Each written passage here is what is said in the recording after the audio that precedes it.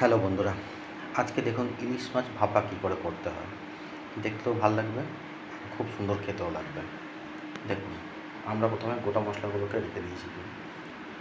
সর্ষে, গোটা সর্ষে, পোস্ত, কাজু বাদাম, কাঁচা লঙ্কা, আর এর মধ্যে আমরা একটু টমেটো পেস্ট দিয়ে অ্যাড করে দেবো।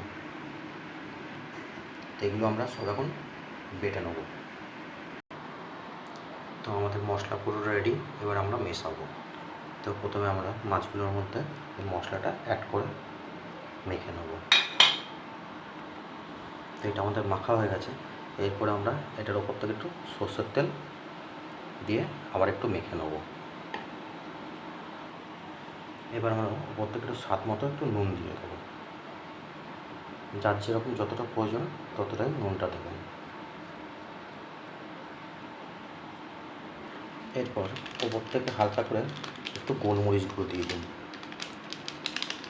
বেশি না, হালকা করে দেবেন।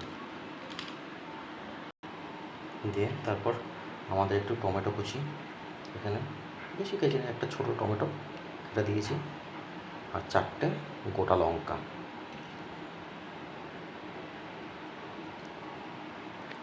এরপর ওপর থেকে একটুখানি ঘি দিয়ে দিন, বেশি না, অল্প একটু দেবেন, ব্যাস। আর এইদিকে আমাদের একটা কড়াইয়ের মধ্যে জল গরম করতে দিয়েছিলাম, তো জলটা আমাদের গরম হয়ে এসছে।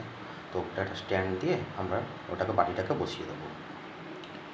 তো আমরা এবার বাটিটাকে এর মধ্যে বসিয়ে দেবো।